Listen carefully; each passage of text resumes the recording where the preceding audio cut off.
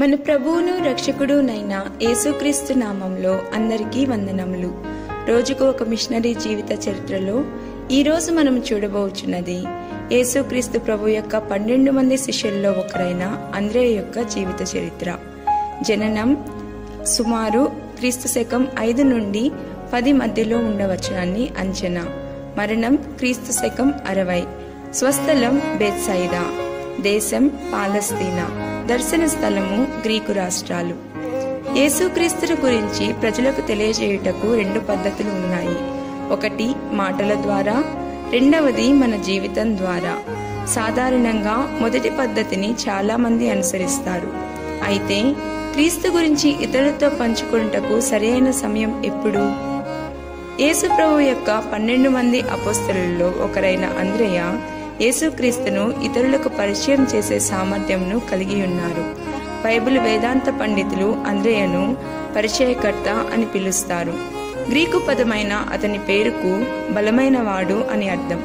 అతను ఆలోచనలో చురుకైన వారు, అదే సమయంలో మాటల్లో మృదువైన వారు. అంద్రేయ మొదట బాప్తిస్మమిచ్చే యోహాను యొక్క శిష్యుడిగా ఉన్నారు. అయితే ఒకసారి యేసుక్రీస్తు ప్రభు తన మార్గంలో వెళుతూ ఉన్నప్పుడు బాప్తిస్మమిచ్చే యోహాను ఆయన్ను చూసి, ఇదిగో దేవుని గొర్రెపిల్ల అని సాక్ష్యం ఇవ్వగా, అది విన్న అంద్రేయ ఆ రోజు నుండి యేసు ప్రభువును వెంబడించారు. అటు పిమ్మట అతను తన సోదరుడైన సీమోను పేతురుకు కూడా యేసుక్రీస్తుని గురించి పరిచయం చేశారు. యేసుక్రీస్తు తన బోధనలను వినుటకై కూడి వచ్చిన 5,000 మందికి పైగా పురుషులు మరియు ఇతర స్త్రీలు పిల్లలకు భుజించుటకు ఆహారం ఇవ్వవలనని తలంచినప్పుడు అంద్రేయ 5 రొట్టెలు మరియు 2 చేపలను కలిగి ఉన్న ఒక చిన్నవాణిని యేసునొద్దకు తీసుకుని వచ్చారు. ఈ అంద్రేయే యేసు ప్రభువును కలవాలని వాంఛించిన గ్రీసు దేశస్థులను గురించి ఆయనకు తెలియపరిచారు కూడా.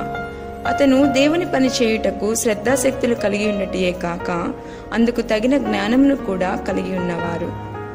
యేసుక్రీస్తు ప్రభువు యొక్క మరణ పునరుత్థానముల తరువాత అంద్రేయ సిరియాలో ఉన్న అనాగరిక ప్రజల వద్దకు వెళ్లి యేసుక్రీస్తును దేవుని కుమారుడనియు మరియు రక్షకుడనియు వారికి ప్రకటించారు.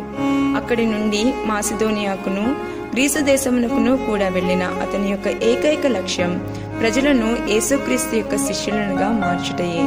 అతను గ్రీసు దేశంలో సువార్తను ప్రకటిస్తున్నప్పుడు అక్కడి పట్రాస్ అనే నగరంలో ఎక్స్ ఆకారపు శిలువపై శిలువ వేయబడి క్రీస్తు యొక్క హతసాక్షిగా మరణించారు. ప్రియమైన వారలారా, అంధకారంలో మగ్గిపోతున్న మీ చుట్టూ ఉన్న ప్రజలు మీ హృదయంలో వెలుగును నింపిన యేసుక్రీస్తుని గురించి తెలుసుకొనవలెను కదా. ప్రభువా, అనేక మందికి సువార్తను ప్రకటించి మీ నామమును మహిమపరిచే భాగ్యమును నాకు దయచేయుము. ఆమేన్.